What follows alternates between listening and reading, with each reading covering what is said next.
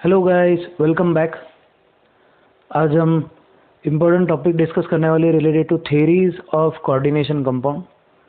बहुत से ऐसे लोग हैं जिन्होंने कोऑर्डिनेशन कंपाउंड के रिलेटेड एक्सप्लेनेशन देने की कोशिश की। सबसे पहला जो थेरी था that was called Werner theory. Werner theory के हिसाब से कोऑर्डिनेशन कंपाउंड्स में दो टाइप की वैलेंसी होती, प्राइमरी सेकेंडरी।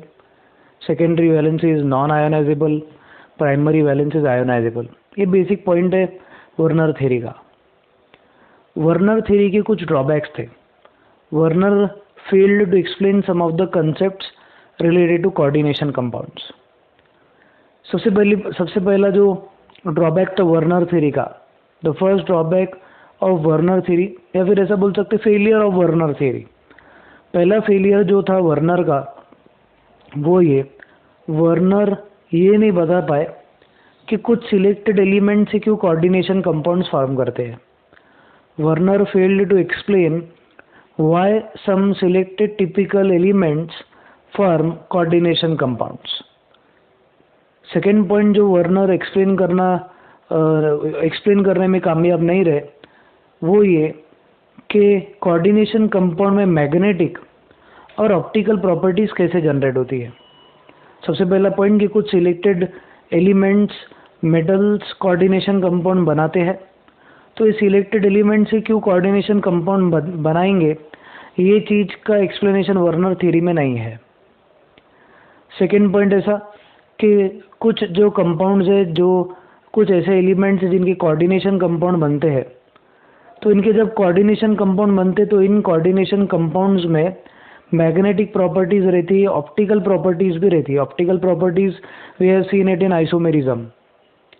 तो कुछ कोऑर्डिनेशन कंपाउंड क्यों ऐसा बिहेवियर बताते हैं वो भी एक्सप्लेनेशन वर्नर ने नहीं दिया। आपका जो कोऑर्डिनेशन कंपाउंड है उसमें सेकेंडरी वैलेंसी डायरेक्शनल होती है, बट सेकेंडरी वैलेंसी डायरेक्शनल क्यों होती है, आपके कोऑर्डिनेशन कंपाउंड्स का एक पर्टिकुलर शेप ही क्यों आता है, ये चीज़ के बारे में भी एक्सप्लेनेशन वर्नर थ्योरी में नहीं है। तो सबसे पहले तीन बेसिक फेलियर आपको पता रहने चाहिए रिलेटेड टू वर्नर थ्योरी। पहला जो फेलियर था वर्नर थ्योरी का वो ये कि कुछ एलिमेंट्स कोऑर्डिनेशन कंपाउंड बनाते हैं, तो वो क्यों, इसका रीज़न एक्सप्लेनेशन वर्नर थ्योरी में नहीं है। सेकेंड, आपके कुछ कोऑर्डिनेशन कंपाउंड्स है, कुछ कोऑर्डिनेशन कंपाउंड में मैग्नेटिक और ऑप्टिकल प्रॉपर्टीज होती है। Magnetic and optical properties of coordination compounds is not explain on basis of Werner theory. Third जो इम्पोर्टेंट पॉइंट है जो वर्नर थ्योरी एक्सप्लेन नहीं कर पाया वो ये कि आपके कोऑर्डिनेशन कंपाउंड्स को एक पर्टिकुलर शेप क्यों मिलता है। सपोज कोई कंपाउंड को प्लेनार शेप है, किसी कंपाउंड का टेट्राहेड्रल शेप है, किसी का ऑक्टाहेड्रल शेप है, तो उनका शेप पर्टिकुलर क्यों आ रहा है, ये भी एक्सप्लेनेशन वर्नर थ्योरी में नहीं था। तो बहुत लोगों ने कोशिश की है to explain various type of properties related to coordination compound. Coordination compounds के अलग अलग प्रॉपर्टीज एक्सप्लेन करने के लिए अलग अलग थ्योरीज आई सामने, जिसमें से कुछ थ्योरी ऐसी थी। पहली जो सबसे इम्पोर्टेंट थ्योरी है that is valency bond theory. Valency bond theory या वैलेंसी बैंड थ्योरी भी बोलते हैं इसको हम शॉर्ट फॉर्म में VBT लिखेंगे, VBT। सेकेंड जो टाइप की थ्योरी है that is ligand field theory. Ligand field theory, ligand field FIELD आएगा, लिगैंड फील्ड थ्योरी, जिसको हम LFT कहते हैं। थर्ड वाली जो थ्योरी है that is called molecular orbital theory. Molecular orbital theory, molecular orbital theory, जिसको हम MOT से डिनोट करते हैं, मॉलिक्यूलर ऑर्बिटल थ्योरी। फिर उसके बाद में फोर्थ जो हमारी थ्योरी है that is crystal field splitting theory या क्रिस्टल फील्ड थ्योरी भी बोल सकते हैं इसको, क्रिस्टल फील्ड थ्योरी, जिसको हम CFT बोलने वाले, CFT। ये चार ऐसी थ्योरीज थी जिन्होंने कोशिश की to explain the nature and behaviour of coordination compounds. Coordination compound का नेचर और बिहेवियर एक्सप्लेन करने के लिए जो हमारे सिलेबस में सबसे इम्पोर्टेंट थ्योरीज जो है that is VBT and CFT। Molecular orbital theory and ligand field theory, ये दोनों हमारे सिलेबस में नहीं है, neither in your JEE NEET syllabus nor in your board syllabus. तो हमारे को सिर्फ डिस्कशन वीबीटी और सीएफटी पे रखना है। सबसे पहले आज जो हम शुरुआत करेंगे that will be valency bond theory, valency band theory बोल सकते हो उसको आप, विच इज़ वीबीटी। तो what are postulates of VBT, valency band theory के पोस्टुलेट्स क्या है उसको हमारे को भी समझना है। ठीक है, तो अलग अलग टाइप की थ्योरीज दी गई थी, उसमें से हम इम्पोर्टेंट थ्योरी जो कंसिडर करने वाले हमारी आज, that is valency band theory या valency bond theory. Right down heading valency band theory, VBT theory लिख लो आप, बहुत इंपॉर्टेंट सा कंसेप्ट है वीबीटी में। वीबीटी का पॉइंट जो है बहुत बहुत इंपॉर्टेंट है, इसके पोस्टुलेट्स, इसके सेलिएंट फीचर्स हमारे को पहले समझने हैं। ठीक है, 2 दिन चलेगी ये थ्योरी, इसके जो क्वेश्चन है बहुत इंपॉर्टेंट है, तो आपको ध्यान से समझना है। व्हाट इज वीबीटी, वीबीटी का फीचर्स क्या है, what are salient features of VBT, salient features VBT के क्या रहेंगे वो हमारे को देखना है। फीचर्स, FEATERES आना चाहिए, features, salient features of VBT देखना है हमको। तो what are various features of VBT, VBT के फीचर्स क्या क्या वो हम ध्यान से देखेंगे। वीबीटी के हिसाब से D block element generally coordination compound बनाते हैं। सबसे पहले हम ऐसा बोलेंगे, ट्रांजिशन मेटल्स, वीबीटी के हिसाब से transition metals generally form coordination compounds, ठीक है। अलग अलग इसके बुक में अलग अलग लैंग्वेज में आपको फीचर्स मिलेंगे, मैं आपको पूरे सिंपल तरीके से फीचर्स समझाने की कोशिश करता। सेलेंट फीचर्स में ऐसा बोलेंगे हम, वीबीटी जो था that was given by Linus Pauling in the year 1931 gave this theory. Valency band theory was given by Linus Pauling in the year 1931. Salient feature में सबसे पहला फीचर ऐसा, लिनस पॉलिंग के हिसाब से ट्रांजिशन मेटल जो है they generally form coordination compounds. Transition metal जो है ये कोऑर्डिनेशन कंपाउंड्स बनाते हैं। अब ट्रांजिशन मेटल से क्यों कोऑर्डिनेशन कंपाउंड जनरली बनाएंगे, उसके रीज़न भी ये थ्योरी में दिए गए हैं। हम ऐसा बोलेंगे, transition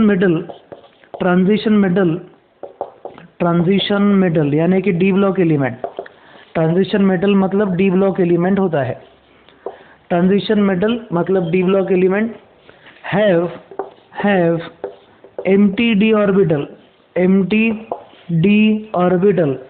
empty d orbital and provide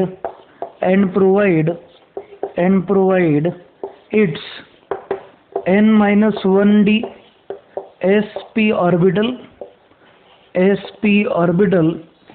or nd then sp orbital for bonding। बहुत सिंपल बेसिक कंसेप्ट है, देखो एक एक इम्पॉर्टेंट पॉइंट। ठीक है, सबसे पहला जो मेन पोस्टुलेट है या मेन बेसिस है थ्योरी का वो ऐसा, लिनस पॉलिंग के हिसाब से ट्रांजिशन मेटल्स जो रहेंगे ये जनरली कोऑर्डिनेशन कंपाउंड बनाएंगे। तो लिनस पॉलिंग के हिसाब से यानी वीबीटी के हिसाब से कौन से ऐसे एलिमेंट्स है जो कोऑर्डिनेशन कंपाउंड बनाते हैं, तो हम बोलेंगे कि ट्रांजिशन मेटल्स है, ये transition metal generally coordination compound बनाएंगे। सेकेंड पॉइंट ये कि ट्रांजिशन मेटल ही क्यों बनाते, तो हम बोलेंगे transition metals have empty D orbital, transition metal के पास एम्प्टी डी ऑर्बिटल होता है। और हम ऐसे बोलेंगे कि ये जो एलिमेंट्स है transition elements they provide empty D orbital, कौन से, इसमें डी के साथ एस और पी ऑर्बिटल भी ये प्रोवाइड करते हैं, n-1d S and P orbital. फिर उसके बाद में एन डी एस और पी ऑर्बिटल दोनों प्रोवाइड हो सकते हैं फॉर बॉन्डिंग। n-1d का मतलब क्या है, 4s ऑर्बिटल है सपोज, तो आपको ऑर्बिटल रहेगा 3d n-1। यहाँ पे nd का मतलब क्या रहेगा, सपोज आपका s ऑर्बिटल 4s है तो d orbital will be 4d। तो इम्पोर्टेंट पॉइंट ऐसा कि n-1 का मतलब ये रहेगा कि आपका जो ऑर्बिटल है that will B 1 less than the outer most orbit का जो आपका नंबर है प्रिंसिपल क्वांटम नंबर का जो नंबर है उससे एक वैल्यू कम अगर किया आपने तो n-1d ऑर्बिटल हो जाएगा। मैं जब आपको एग्जांपल्स बताऊंगा तो आपको और ज़्यादा क्लियर होगा what is meaning of n-1d, what is meaning of nd orbitals. Linus Pauling के पहले 2 पॉइंट्स आपको क्लियर हो जाने चाहिए। पहला पॉइंट ये, transition metal generally form coordination compound. Second point, transition metal have empty d orbital and provide its n-1d s and p orbital or nd s p orbital for bonding। अब ये direct orbitals की bonding हो जाएगी ऐसा नहीं है, हम ऐसे बोलेंगे कि आपके जो ट्रांजिशन मेटल्स है तो ट्रांजिशन मेटल्स के n-1d s और p, ns और np बोल सकते हैं आप इसको, ऑर्बिटल्स ठीक है, ये एक पहला। सेकेंड, और nd ns np orbitals undergo hybridisation, undergo hybridisation. अब ये हाइब्रिडाइजेशन का मतलब क्या होता है? Hybridisation is the phenomenon of mixing and recasting of atomic orbitals to generate new orbitals which has maximum symmetry and minimum energy. ठीक है, hybridisation का डिफिनेशन सबको याद रहना चाहिए। The phenomenon of mixing and recasting of atomic orbitals, मतलब जब आपके जो एटॉमिक ऑर्बिटल्स ये जब मिक्स हो जाते हैं, मिक्स होके ये रिकास्ट हो जाते हैं, रिकास्ट मतलब फिर से जनरेट होना। The phenomenon of mixing and recasting of atomic orbitals, phenomenon of mixing and recasting of atomic orbitals to generate new orbital, नए ऑर्बिटल जनरेट करना। और नए ऑर्बिटल जो जनरेट होंगे वो कैसे रहेंगे? They will have maximum symmetry and minimum energy. तो ट्रांजिशन मेटल्स कोऑर्डिनेशन कंपाउंड बनाते हैं, ये पहला point. Transition element coordination compound क्यों बनाते हैं? क्योंकि उनके पास एम्प्टी d ऑर्बिटल अवेलेबल है, उनके n-1d s और p या फिर nd ns np orbitals available रहेंगे बॉन्डिंग के लिए। फिर उसके बाद में थर्ड पॉइंट ऐसा कि जो n-1d ns np nd ns and np ये जो ऑर्बिटल्स है इनका हाइब्रिडाइजेशन होता है। क्या होता है? हाइब्रिडाइजेशन से ऑर्बिटल्स तैयार होते हैं और ये ऑर्बिटल्स को एक पर्टिकुलर शेप होता है और ये शेप होता है मैक्सिमम सिमेट्री वाला और उसमें मिनिमम अनस्टेबिलिटी यानी कि मिनिमम एनर्जी उसमें प्रेजेंट होती है। तो जो वर्नर थ्योरी का क्वेश्चन था, वर्नर थ्योरी ने ये नहीं बता पाया कि आपके जो कोऑर्डिनेशन कंपाउंड है उसका पर्टिकुलर शेप क्यों है। तो हमारा जो VBT है, लिनस पॉलिंग ने जो थ्योरी दिया हुआ है, लिनस पॉलिंग के हिसाब से आपके जो एटॉमिक ऑर्बिटल है उनका हाइब्रिडाइजेशन होगा। क्या होगा? हाइब्रिडाइजेशन। जब भी एटॉमिक ऑर्बिटल्स का हाइब्रिडाइजेशन होता है तो नए ऑर्बिटल्स बनते हैं जिनका शेप नया होता है, तो आपके कोऑर्डिनेशन कंपाउंड को पर्टिकुलर शेप मिलेगा। ठीक है, ये तो पॉइंट सबको क्लियर है, पहले 3 पॉइंट। और उसके आगे का जो पॉइंट ध्यान से देखो, ligand comes and overlaps with hybrid orbital. Fourth point जो रहेगा वो रहेगा रिलेटेड टू बॉन्डिंग। कौन सी वाली बॉन्डिंग होगी ये भी हमारे को समझना है। तो फोर्थ पॉइंट जो है हमारा, फोर्थ पॉइंट कुछ इस तरीके से रहेगा। What is the fourth point related to VBT? Fourth point जो VBT के रिलेटेड है वो ऐसा, लिगैंड ब्रिंग्स लोन पेयर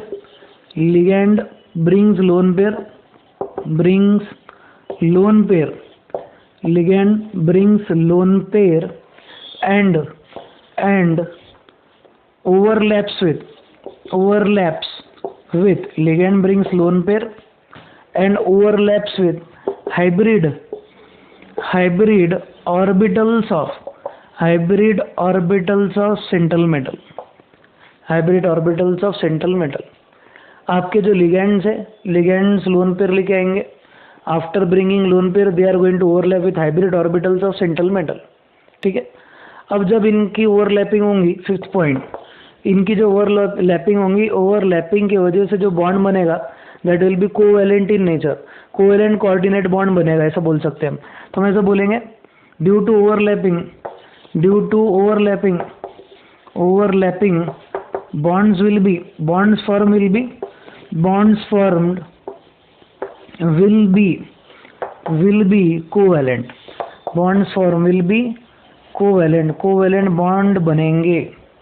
तो हम ऐसे बोलेंगे ligands bring lone pair of electron and overlap with hybrid orbitals of central metal. Due to overlapping bonds form will be covalent. और covalent bond का डायरेक्शनल नेचर होता है, आयनिक बॉन्ड का directional nature नहीं होता. कोवेलेंट बॉन्ड है directional nature. इसका मतलब कोवेलेंट बॉन्ड्स को शेप होता है. तो ऐसा बेसिक सा point. Covalent bonds due to overlapping bonds form will be covalent. अब इसके आगे का जो पॉइंट है वो बहुत बहुत ज़्यादा इम्पोर्टेंट है. The extent of overlapping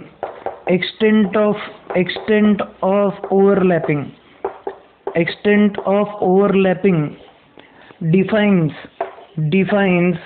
strength of bond. अब इसका मतलब क्या, ध्यान से सुनो. क्या बोला जा रहा है? Extent of overlapping defines strength of bond. इसका मतलब ये है कि अगर सपोज आपका जो हाइब्रिड ऑर्बिटल है और जो लिगैंड है, इनके बीच में ओवरलैपिंग बहुत डीप रही, डीप ओवरलैपिंग. ठीक है, जितनी ज़्यादा ओवरलैपिंग होगी उतना ज़्यादा स्ट्रॉन्ग बॉन्ड बनेगा. If overlapping is more, strong bond will be form. If overlapping is less, then weak bond will be form. क्या बोला जा रहा है, ध्यान से देखो. Extent of overlapping according to VBT, Linus Pauling के हिसाब से, extent of overlapping defines the strength of bond. इसका मतलब जब भी आपका जो सेंट्रल मेटल है और लिगैंड है, इनके बीच में ओवरलैपिंग जब होगी, जितनी ज़्यादा ओवरलैपिंग होगी उतना ज़्यादा स्ट्रॉन्ग बॉन्ड बनेगा. क्या बोला जा रहा? सबसे पहले वीबीटी में ध्यान से देखो कि सेंट्रल मेटल डी ब्लॉक का होना चाहिए. वीबीटी के हिसाब से coordination compounds are form by those elements which belong to d block. D block के एलिमेंट्स होते हैं, ऐसा बोला जा रहा. सेकेंड चीज के डी ब्लॉक के ही क्यों? क्योंकि उनके पास n-1d और d ऑर्बिटल दोनों अवेलेबल है बॉन्डिंग के लिए. उनके साथ साथ s और p ऑर्बिटल भी अवेलेबल है. फिर उसके बाद में n-1d, ns, np ऑर्बिटल, इनका हाइब्रिडाइजेशन होता है. हाइब्रिडाइजेशन होने की वजह से आपके जो नए ऑर्बिटल तैयार होंगे, इनके पर्टिकुलर शेप रहेंगे जो मैक्सिमम सिमेट्री वाले रहेंगे और मिनिमम एनर्जी वाले रहेंगे. फिर उसके बाद में लिगैंड आएंगे, एम्प्टी डी ऑर्बिटल यानी एम्प्टी ऑर्बिटल हाइब्रिड वाले जो है, उनके साथ में उनकी बॉन्डिंग होंगी. फिर जितने ज़्यादा बॉन्डिंग होंगी, जितना एक्सटेंट ऑफ बॉन्डिंग ज़्यादा होगा, उतना स्ट्रॉन्ग बॉन्ड होगा. और इसमें ओवरलैपिंग हो रहा है ऑर्बिटल्स का. Overlapping of orbital always leads to formation of covalent bond, और कोवेलेंट बॉन्ड डायरेक्शनल नेचर का होता है. ये इंपॉर्टेंट से पॉइंट पहले. अब हम देखेंगे कि आपके कौन से ऑर्बिटल के ओवरलैपिंग से, कौन से हाइब्रिडाइजेशन से कौन सा वाला आपका स्ट्रक्चर तैयार होगा कोऑर्डिनेशन कंपाउंड का. The structure of coordination compound depends on the type of hybridization. VBT के हिसाब से type of hybridization defines structure of coordination compound. ठीक है, तो हम ऐसा बोलेंगे टाइप ऑफ हाइब्रिडाइजेशन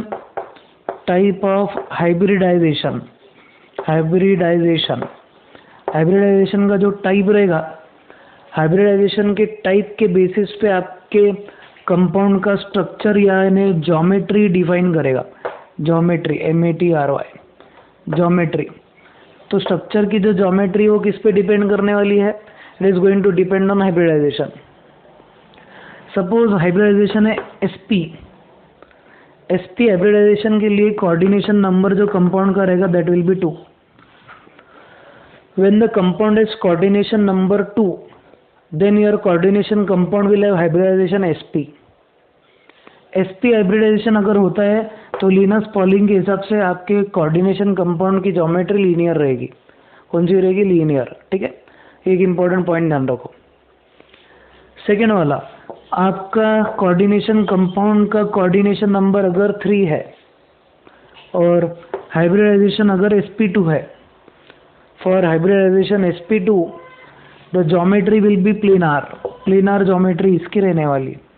ठीक है, सबसे पहला अगर किसी कोऑर्डिनेशन कंपाउंड में सेंट्रल मेटल का हाइब्रिडाइजेशन sp होता है तो लिनस पॉलिंग यानी कि VBT के हिसाब से आपके कंपाउंड की ज्योमेट्री लीनियर रहेगी। अगर सपोज आपके कंपाउंड में हाइब्रिडाइजेशन sp2 है सेंट्रल मेटल का, तो कंपाउंड की ज्योमेट्री प्लेनर हो जाएगी। फिर उसके बाद का जो पॉइंट है ध्यान से देखो, सपोज आपके कंपाउंड का हाइब्रिडाइजेशन है sp3। sp3 हाइब्रिडाइजेशन में याद रखना है कोऑर्डिनेशन नंबर विल बी 4। अगर आपके कंपाउंड का हाइब्रिडाइजेशन sp3 है, ठीक है, sp3, तो उस कंपाउंड का कोऑर्डिनेशन नंबर रहेगा 4। और sp3 हाइब्रिडाइजेशन अगर होता है सेंट्रल मेटल का, तो कंपाउंड का स्ट्रक्चर टेट्राहेड्रल आएगा। कौन सा आएगा? टेट्राहेड्रल। इन केस अगर सपोज आपका कंपाउंड का हाइब्रिडाइजेशन सेंट्रल मेटल का dsp2 अगर है, dsp2, अब ये dsp2 में भी कोऑर्डिनेशन नंबर 4 होता है। If your compound has coordination number 4 but has hybridization dsp2, then the geometry of your compound will be square planar। आपके कंपाउंड की ज्योमेट्री स्क्वायर प्लेनार रहेगी। उसके बाद में अगर सपोज आपका जो कंपाउंड है, कंपाउंड का हाइब्रिडाइजेशन dsp3 हो जाता है, dsp3, if the compound has hybridization, central element has hybridization dsp3 मतलब कोऑर्डिनेशन नंबर आना चाहिए 5। If the central metal has coordination number 5, hybridization dsp3, तो आपका जो कोऑर्डिनेशन कंपाउंड है उसका स्ट्रक्चर ट्रायंगुलर बायपिरामिडल आएगा। Triangular bipyramidal.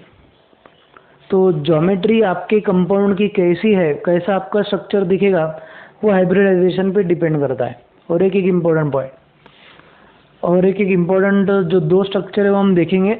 इस स्ट्रक्चर में इधर कोऑर्डिनेशन नंबर के साथ इधर हाइब्रिडाइजेशन लिख रहा हूँ। सपोज आपका जो कंपाउंड है, सेंट्रल एलिमेंट है कोऑर्डिनेशन कंपाउंड का, उसका हाइब्रिडाइजेशन d2sp3 है। d2sp3 अगर होता है तो ज्योमेट्री जो रहेंगी that will B octahedral. Geometry will B octahedral. When the coordination compound has hybridization of central metal d2sp3, then the geometry will be octahedral। और इसका कोऑर्डिनेशन नंबर जो रहेगा that will be 6। Coordination number of the central metal will be 6।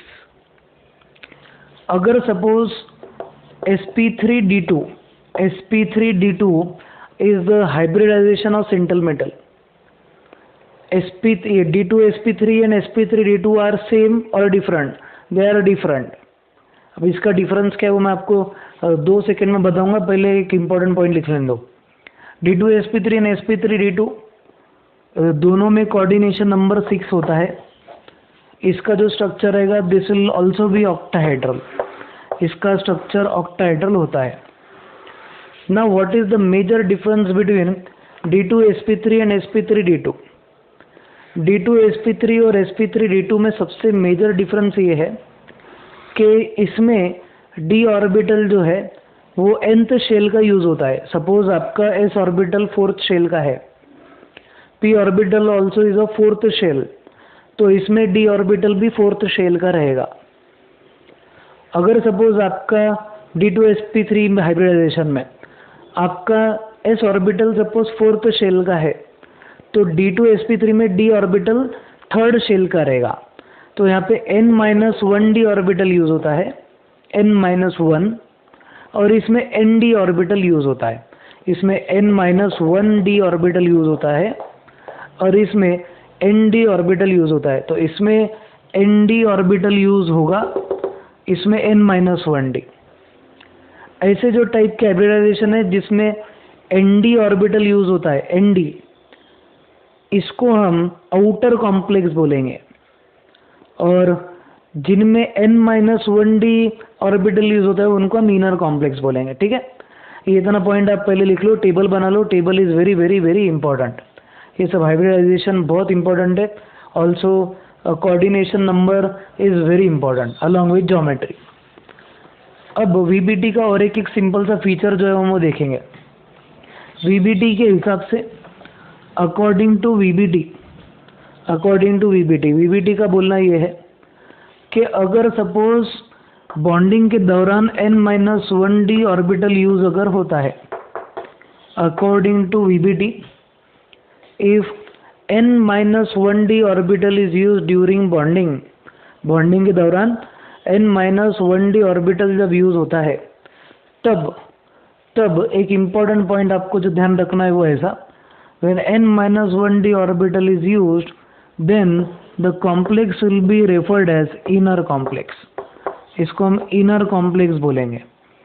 complex will be called as inner complex और इसकी spin रहेंगी लो spin. complex will be called as low spin complex। Generally इनको लो spin complex हम बोलेंगे, ठीक है। लो spin का point आगे आएगा जब nd ऑर्बिटल यूज होगा। when nd orbital is used, nd जब ऑर्बिटल यूज होगा तब याद रखो आपका जो कॉम्प्लेक्स रहेगा that will be called as outer complex. Complex को हम आउटर कॉम्प्लेक्स बोलेंगे, ठीक है। तो what is outer complex? When nd orbital is use during hybridization, when n-1d orbital is use during hybridization, n-1d, then it is called as outer complex, then it is called inner complex. ये general से parameters है, ये general से trend है किसके basis पे? हमारे VBT के बेसिस पे।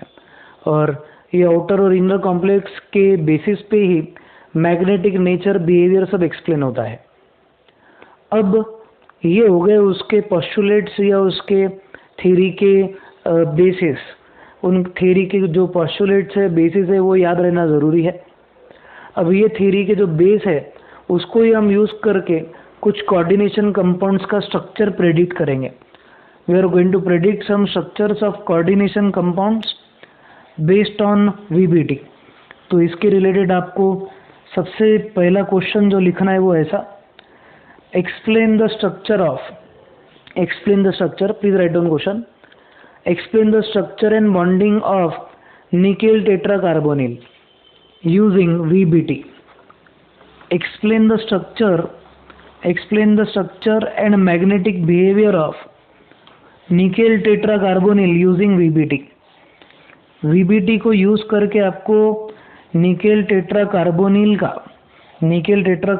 का पूरा स्ट्रक्चर आपको एक्सप्लेन करना है।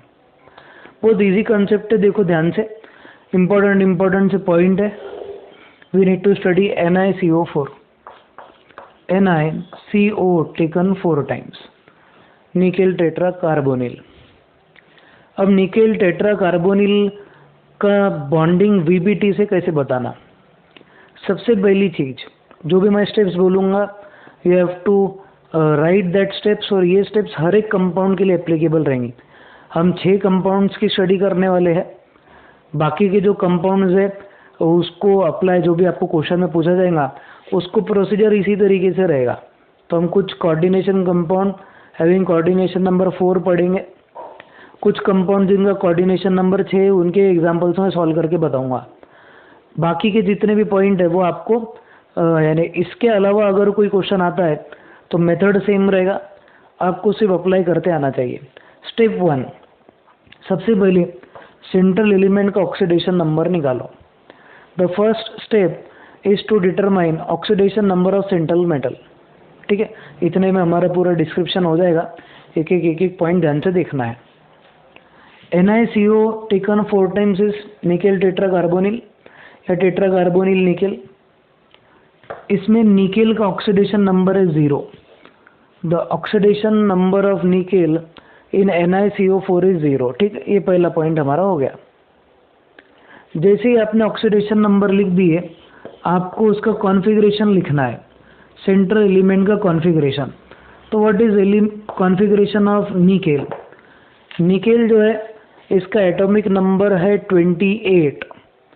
इलेक्ट्रॉनिक कॉन्फ़िगरेशंस ऑब्वियसली आपको 11th स्टैंडर्ड में पूरी बताई हुई है। तो आई डोंट थिंक कि फिर से बार बार इलेक्ट्रॉनिक कॉन्फ़िगरेशन लिखना कैसा वो यहाँ पे डिस्कशन करना है। सिंपल सा पॉइंट, निकेल जो है इसका एटॉमिक नंबर होता है 28। तो एटॉमिक नंबर 28 वाला जो होता है ना, 28 एटॉमिक नंबर, उसका कॉन्फ़िगरेशन कुछ इस तरीके से आएगा। उसका कॉन्फ़िगरेशन आएगा 4s2 3d8, 4s2 3d8, और 4p में अभी कोई भी इलेक्ट्रॉन नहीं है तो 4p0। The electronic configuration of nickel is 4s2 3d8 4p0। अब इसको मैं क्या करूँगा, इसको d ऑर्बिटल पहले लिखूंगा, फिर s और फिर p ऑर्बिटल लिखूंगा। तो लिखने का तरीका मैं निकेल का ऐसा लिख सकता, nickel that is 3d8 4s2 4p0। It is the ground state electronic configuration of nickel. Nickel का ग्राउंड स्टेट इलेक्ट्रॉनिक कॉन्फ़िगरेशन है 3d8 4s2 4p0। 3d8 4s2 4p0 को सिर्फ इस तरीके से लिख दिए तो कॉन्फ़िगरेशन हो जाएगी, ऐसा नहीं है। इसको आपको डब्बे के फॉर्म में, बॉक्स के फॉर्म में लिखना ज़रूरी है। डी में टोटल होते 5 ऑर्बिटल, एस का होता है 1 और पी में होते 3 ऑर्बिटल। ठीक है, these are 3 orbitals of P. अभी इसमें कोई भी इलेक्ट्रॉन प्रेजेंट नहीं है। अब सबसे इम्पोर्टेंट पॉइंट 3d8। 3d8 मतलब टोटल कितने इलेक्ट्रॉन है, 8। फिलिंग ऑफ इलेक्ट्रॉन ऐसा होता है ऑर्बिटल में, पहले सिंगल ऑक्यूपाई होते हैं, टोटल हो गए 5, and then electron are entered according to anti clockwise direction. Anti clockwise direction में इलेक्ट्रॉन एंटर करने वाले। तो टोटल हो गए 8 इलेक्ट्रॉन। एस ऑर्बिटल में यहाँ पे 2 इलेक्ट्रॉन है, पी ऑर्बिटल तो अभी एम्प्टी है। अब सबसे इम्पोर्टेंट पॉइंट ये कि आपने जैसे ही ग्राउंड स्टेट कॉन्फ़िगरेशन लिख दी है, इसके बाद में आपको कंपाउंड की तरफ देखना है गौर से, कौन सा लिगैंड आ रहा है और उसका क्वांटिटी कितना, ये आपको चेक करना है। ठीक है, सबसे इम्पोर्टेंट चीज़, आपके यहाँ पे टोटल जो लिगैंड आ रहे हैं उसकी quantity 4। The number of ligands that are approaching central metal, the number of ligands that are approaching central metal is 4। अब इसके पहले का एक पॉइंट ऐसा डिस्कशन हमारा हुआ था कि जब भी एक लिगैंड अप्रोच करता है, एक लिगैंड जब भी आता है तो then it brings along with it 2 electrons. जब भी एक लिगैंड आता है तो साथ में कितने इलेक्ट्रॉन लाता है, 2। यहाँ पे टोटल 4 लिगैंड आ रहे हैं, तो मतलब 8 इलेक्ट्रॉन ये हमारे को डोनेट करने वाला है। अब सबसे इम्पोर्टेंट पॉइंट ध्यान रखो, जो भी इलेक्ट्रॉन्स डोनेट होते लिगैंड से, जो भी इलेक्ट्रॉन्स डोनेट होते हैं लिगैंड से, वो हाइब्रिड ऑर्बिटल को डोनेट होते हैं। And in one orbital 2 electrons will be donated simultaneously. एक ऑर्बिटल में 2 इलेक्ट्रॉन्स डोनेट करता है लिगैंड, और लिगैंड जब इलेक्ट्रॉन्स डोनेट करता है तो वो हाइब्रिड ऑर्बिटल को डोनेट करेगा। किसको डोनेट करेगा, हाइब्रिड ऑर्बिटल। अब सबसे इम्पोर्टेंट पॉइंट ये जो ये आपका एलिमेंट का कॉन्फ़िगरेशन इन ग्राउंड स्टेट है। अब इसके बाद क्या होता है वो ध्यान से देखो। सबसे पहले तो हमारे को जगह बनानी है 4 हाइब्रिड ऑर्बिटल्स की। We need to create a place, और ऑर्बिटल्स कितने, टोटल 4, क्योंकि 4 लिगैंड आ रहे। 4 लिगैंड के लिए 4 ऑर्बिटल लगेंगे। अगर 6 लिगैंड आते तो 6 ऑर्बिटल लगने वाले हाइब्रिड वाले। ये हाइब्रिड ऑर्बिटल्स नहीं है, मतलब इनका हाइब्रिडाइजेशन करना पड़ेगा। इनका हाइब्रिडाइजेशन करवाने के पहले आपको लिगैंड का टाइप आइडेंटिफाई करना पड़ेगा। आपको क्या करना पड़ेगा, लिगैंड का टाइप आइडेंटिफाई करना पड़ेगा। There are 2 types of ligand. एक होता है स्ट्रॉन्ग फील्ड लिगैंड और एक होता है वीक फील्ड लिगैंड। एक होता है स्ट्रॉन्ग फील्ड और दूसरा होता है वीक फील्ड लिगैंड। अभी स्ट्रॉन्ग फील्ड और वीक फील्ड लिगैंड क्या रहता, तो please concentrate what is called strong field ligand.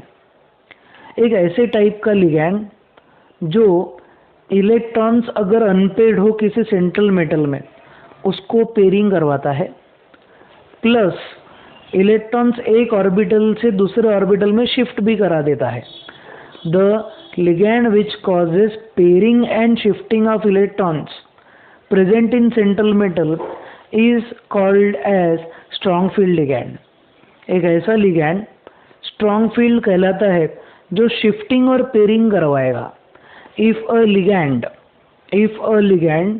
causes shifting and pairing of atomic electrons और shifting and pairing of electrons present in orbital, ये orbital में जो electrons है इसकी अगर सपोज कोई लिगैंड आके शिफ्टिंग और पेयरिंग, ये दोनों भी अनपेयर्ड है, अगर सपोज आपका लिगैंड आता है ये दोनों को पेयर करवा देता है, ठीक है, तो इसको हम बोलेंगे स्ट्रॉन्ग फील्ड। अगर आपका लिगैंड शिफ्टिंग पेयरिंग नहीं करवा सकता तो उसको वीक फील्ड लिगैंड बोला जाता है। तो there are how many types of ligand? 2। One is called strong field, second is called weak field. Strong field ligands will call shifting and pairing, weak field ligand shifting और पेयरिंग नहीं करवाता। अब आपको सबसे पहले तो ये आइडेंटिफाई करना रहेगा कि CO कौन से टाइप का लिगैंड है। अब बहुत से बच्चों को दिमाग में क्वेश्चन आ रहा होगा कि सर हमको कैसे पता चलेगा कौन सा स्ट्रॉन्ग फील्ड है और कौन सा वीक फील्ड है। अभी मैं आपको बताऊंगा कि कौन सा वाला स्ट्रॉन्ग फील्ड है और कौन सा वाला वीक फील्ड है। इसके लिए सीरीज भी रहेंगी हमारी, हम पूरी सीरीज भी आगे देखेंगे। But as of now we have to consider CO is strong field ligand, SFL strong field ligand. ये जो स्ट्रॉन्ग फील्ड लिगैंड है ये शिफ्टिंग और पेयरिंग करवाता है। तो जैसे ही लिगैंड आपका अप्रोच होगा ना तो क्या होगा, ये जो आपके अनपेड इलेक्ट्रॉन है ये पेयर हो जाएंगे। तो आपकी कॉन्फ़िगरेशन ऐसी दिखेंगी 3D8 कॉन्फ़िगरेशन आपको कुछ इस तरीके से दिखेगी, 1 2 3 4 और यहाँ पे आपको 5 6 7 और ये 8, इस तरीके से आपको इलेक्ट्रॉन्स दिखेंगे। ये जो आपके अनपेड इलेक्ट्रॉन थे ये हो गया पेयर्ड। क्यों? कौन आने वाला है? Strong field ligand. ये क्या बोलते, जंगल में आग लगी भागो भागो भागो, ऐसा वो कौन बोलेगा? ये इलेक्ट्रॉन क्या बोलेगा? कौन आ रहा है लिगैंड? स्ट्रॉन्ग फील्ड, तो क्या करो? भागो भागो भागो। बचपन में खेलो जंगल में आग लगी भागो भागो, ऐसा। हाँ, तो ये रहेगा हमारा स्ट्रॉन्ग फील्ड लिगैंड आने की वजह से ये जो अनपेड इलेक्ट्रॉन है ये अंदर आना चालू हो जाएगा और ये हो जाएगा पेयर्ड इलेक्ट्रॉन। तो आपका कॉन्फ़िगरेशन अब ऐसा दिखेगा, ठीक है।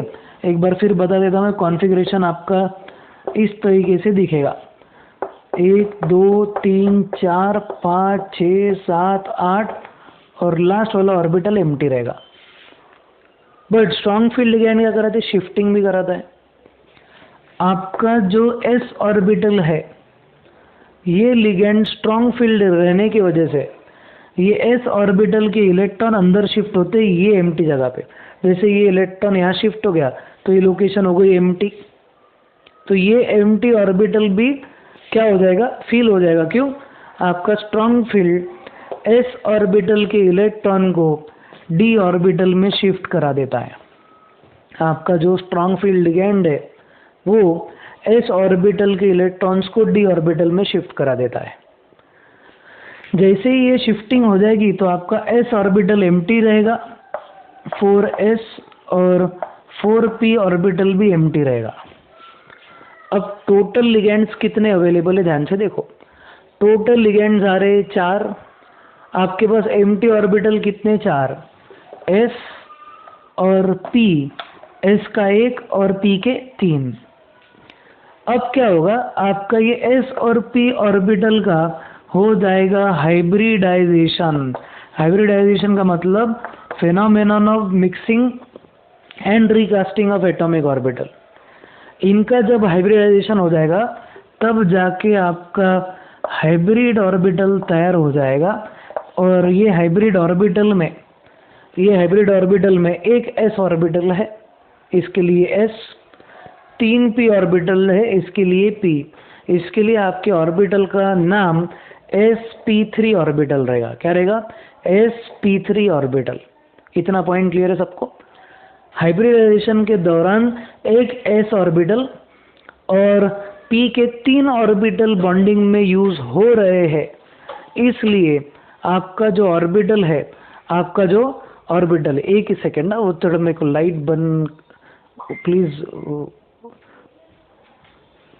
तो मेन पॉइंट क्या हो जाएगा, कि ये जो हमारा ऑर्बिटल है हाइब्रिडाइजेशन में, वो s का एक और p के 3 ऑर्बिटल्स क्या हो जाएंगे, they are going to undergo hybridisation.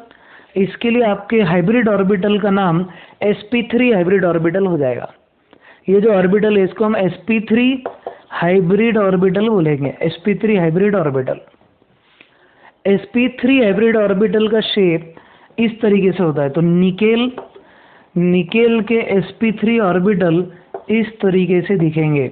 They will arrange themselves in the form of tetrahedron, in the form of tetrahedron. ये टेट्राहाइड्रॉन की फॉर्म में अरेंज हो जाते हैं। अब इसके बाद का पॉइंट, इसके बाद का जो पॉइंट है वो भी ध्यान से देखो। अब लिगेंड से टोटल चार लिगेंड के लिए ओवरलैपिंग के लिए 4 हाइब्रिड ऑर्बिटल तैयार है, 1 2 3 और 4। Now ligands will come and will donate there lone pairs in this hybrid orbital and will donate their lone pairs in this hybrid orbital and will form bonding which is covalent in nature। तो इस तरीके से nickel टेट्राकार्बोनिल का structure रहेगा।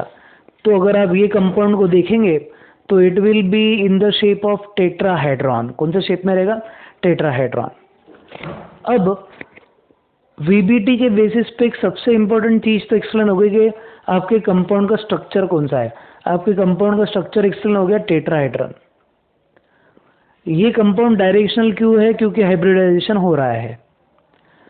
अब important point है कि magnetic behaviour इससे एक्सप्लेन होता है क्या, तो हम बोलेंगे yes, magnetic behaviour will be explained, magnetic behaviour will be explained by this particular configuration. अब कॉन्फ़िगरेशन देखो, आप अगर कॉन्फ़िगरेशन देखेंगे तो 3D8 ये तो पहले वाला था हमारा, फिर 2 अंदर शिफ्ट हो गए तो आप इसको 3D10 कर सकते हो। ठीक है, मैं यहाँ पे मॉडिफाई कर देता हूँ 3D10, क्योंकि शिफ्टिंग और पेयरिंग दोनों हो गई।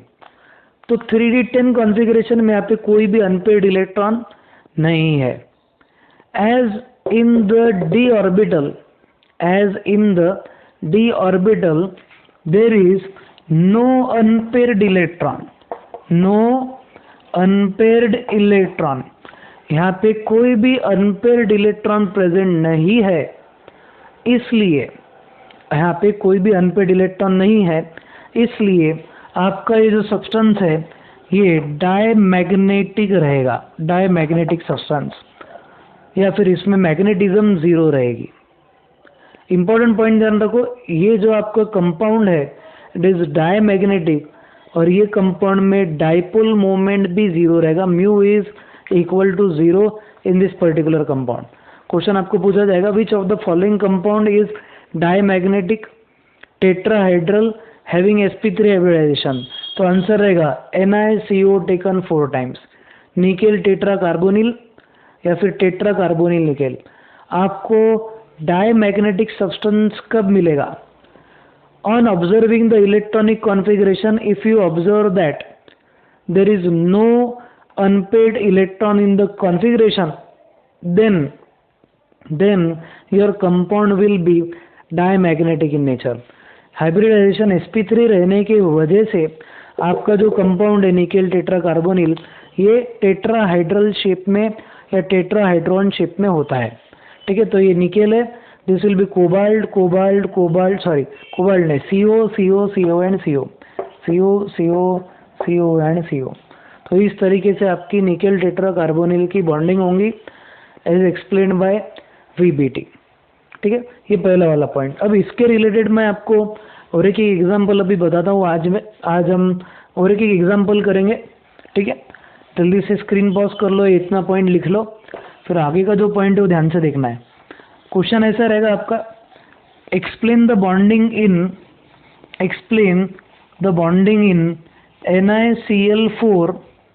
NiCl4 और उस पर चार्ज है -2।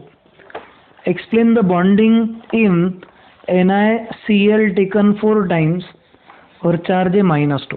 एक ही सेकेंड रुकना है आपको, मैं आपको आगे का पॉइंट पूरा एक्सप्लेन करता हूँ। एक्सप्लेन द बॉन्डिंग इन, आपको अब बॉन्डिंग बतानी है NiCl4Cl। Explain the bonding in NiCl taken 4 times suppose, और यहाँ पे चार्ज है -2 यूजिंग VBT। VBT को यूज करके NiCl4 टोटल चार्ज -2 पे, टोटल चार्ज -2 है, इसकी बॉन्डिंग कैसी होगी, इसका स्ट्रक्चर कैसा होगा, ये आपको एक्सप्लेन करना है। अब इसको एक्सप्लेन कैसे करेंगे? सबसे पहली चीज, determine the oxidation number. Oxidation number this is x + 4 × -1 = -2। तो x - 4 इज -2, x = -2 + 4, x की वैल्यू हो जाएंगी +2। फिर हम इसको हमेशा रोमन नंबर में लिखते हैं, ये पॉइंट आपको ध्यान रखना है। तो निकेल जो है, निकेल का ऑक्सीडेशन नंबर यहाँ पे +2 रहेगा, ठीक है, रोमन में लिख देता हूँ मैं यहाँ पे, उसका ऑक्सीडेशन नंबर 2 है निकेल का।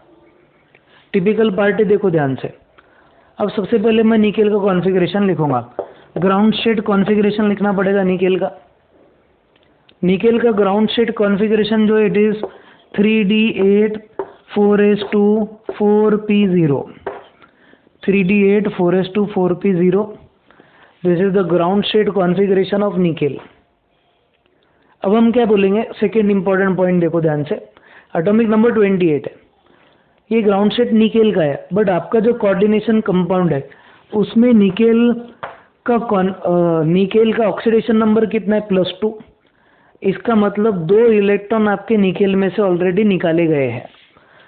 तो निकेल +2 का कॉन्फ़िगरेशन क्या रहेगा? हमेशा याद रखो, इलेक्ट्रॉन्स हमेशा पहले s ऑर्बिटल से निकलते हैं, बाद में d ऑर्बिटल से निकाले जाएंगे। तो आपका कॉन्फ़िगरेशन आ जाएगा 3d8 4s0 4p0। The configuration of nickel +2 ion is 3d8 4s0 4p0। अब इसको रिप्रेजेंट हम इस तरीके से करेंगे।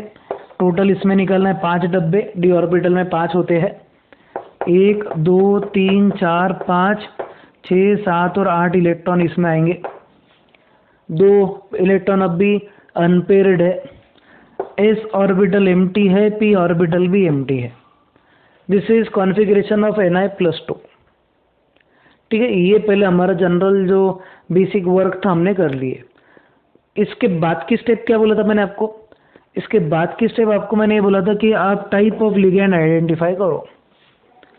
जब भी आप टाइप ऑफ लिगैंड आइडेंटिफाई करेंगे, उसमें आपको क्लोरीन अगर मिलता है तो it will be a week field ligand, WFL, week field ligand रहेगा। पहले वाले में हमारा जो CO था, carbonyl, that was strong field. Cl जो है chlorine, it is a week field ligand.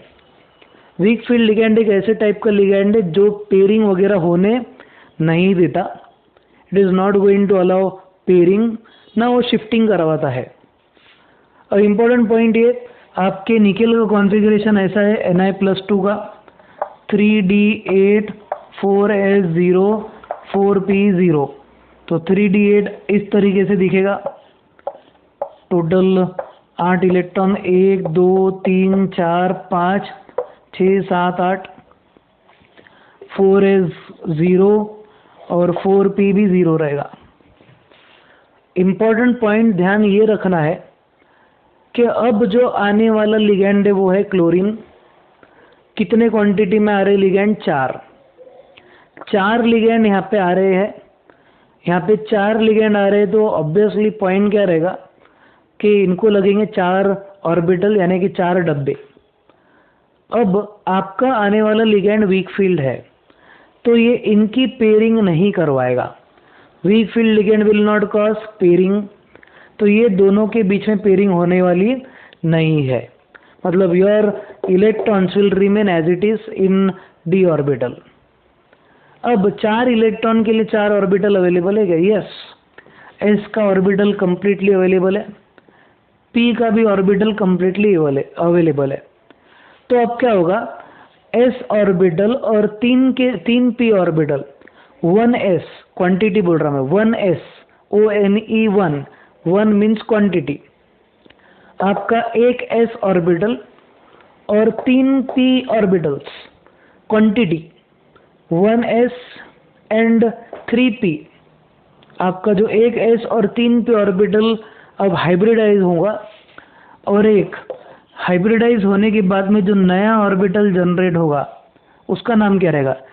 s, क्योंकि एक s ऑर्बिटल पार्ट ले रहा, p के 3 ऑर्बिटल पार्ट ले रहे बॉन्डिंग में, इसके लिए हाइब्रिडाइजेशन हो जाएगा sp3। sp3 हाइब्रिडाइजेशन ऑर्बिटल का जब भी होता है तो आपके सिंटल मेटल के ऑर्बिटल का शेप फिर से कौन सा हो जाएगा? It is going to achieve a shape which is tetrahedron या टेट्राहेड्रल शेप जनरेट हो जाएगा। अब ये 4 हाइब्रिड ऑर्बिटल्स अवेलेबल है बॉन्डिंग के लिए। अब लिगैंड आएंगे, अपने इलेक्ट्रॉन डोनेट करेंगे और इनके साथ बॉन्डिंग करेंगे। तो जैसे पिछले वाले मैंने डायग्राम में ऐसी बॉन्डिंग नहीं बताया था, मतलब इलेक्ट्रॉन्स नहीं बताया था, आप ऐसा इलेक्ट्रॉन बता सकते हो, ठीक है। You can show this type of bonding in the orbitals. अब ये ऑर्बिटल्स ओवरलैप होंगे, ओवरलैपिंग के दौरान this is Cl Cl Cl and Cl। तो आपका जो NiCl टेकन 4 टाइम्स चार्ज -2 है, उस कंपाउंड का हाइब्रिडाइजेशन तो sp3 फिक्स हो गया, मतलब डायरेक्शन हमने इसका डिस्कस कर लिया। सेकेंड पॉइंट, इसका मैग्नेटिक बिहेवियर क्या है? What is the magnetic behaviour? Magnetic behaviour किस पे डिपेंड करता? Magnetic behaviour depends on number of electron present in d orbital. अगर आपके d ऑर्बिटल में एक भी अनपेयर्ड इलेक्ट्रॉन नहीं है, then your substance is diamagnetic या डायामैग्नेटिक, डायामैग्नेटिक। अगर सपोज आपके कंपाउंड में यानी एलिमेंट के कॉन्फ़िगरेशन में d ऑर्बिटल में अनपेयर्ड इलेक्ट्रॉन प्रेजेंट है, then the substance is paramagnetic in nature. Substance will be paramagnetic in nature. तो अगर सपोज क्वेश्चन पूछा जाए NiCl4 charge -2 has which structure, तो आपका आंसर रहेगा tetrahedral. Hybridization sp3। Magnetism will be paramagnetic. क्यों paramagnetic? क्योंकि सास बीस कभी बहू नहीं थी, क्योंकि d ऑर्बिटल में 2 अनपेयर्ड इलेक्ट्रॉन प्रेजेंट है। अब मैग्नेटिज्म की क्वांटिटी भी आप कैलकुलेट कर सकते हैं, ठीक है, अब इतना नोट कर लो। अब how can you calculate the quantity of magnetism? आप मैग्नेटिज्म या बोर मैग्नेट्रॉन यूनिट में कैलकुलेट अगर करना है आपको, तो you can calculate the amount of magnetism by using formula √n into bracket n+2 Bm। Bm का मतलब होता है bore magnetron unit. Bore magnetron unit की वैल्यू Eh/4πmc होती है।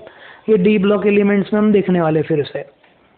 तो ये मैग्नेटिक मोमेंट लिख देता हूँ मैं। Magnetic moment will be equal to √n into bracket n+2 Bm, that is Bohr magnetron. तो √n इंटू ब्रैकेट n+2 में n की वैल्यू कितनी है वो आपको डालना है। यहाँ पे अगर आप देख रहे होंगे तो you are finding 2 unpaired electrons. n का मतलब होता है नंबर ऑफ अनपेयर्ड इलेक्ट्रॉन। तो ये n की वैल्यू यहाँ पे सब्स्टिट्यूट करो, इट विल बी 2 इंटू 2 + 2। फिर उसके बाद में ये आ जाएगा √2 into 4, that is √8 Bohr magnetron.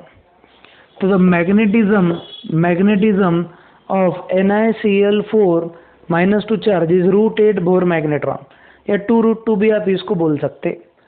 इस तरीके से आप बोर मैग्नेट्रॉन यानी मैग्नेटिज्म की क्वांटिटी निकाल सकते बाय यूजिंग VBT, ठीक है। ये सिंपल सा कंसेप्ट है। आज का जो लेक्चर है बहुत ज़्यादा इम्पोर्टेंट है। ये आप लेक्चर को 2-3 बार देखो, प्रैक्टिस करो। ये चीज़ स्ट्रक्चर वगैरह निकालने की बहुत इंपॉर्टेंट है। इस पर बहुत क्वेश्चन नीट जेईई सब में पूछे जा चुके हैं। इवन इन बोर्ड एग्जाम ये सब चीज़ें पूछी जाती है। तो आपको ये पूरा पॉइंट ध्यान से देखना है और लिखना है, ठीक है। चलो इतना पॉइंट लिख के रखो। मिलते हैं हमारे नेक्स्ट वीडियो लेक्चर में। तब तक के लिए स्टे होम, स्टे सेफ। जय हिंद।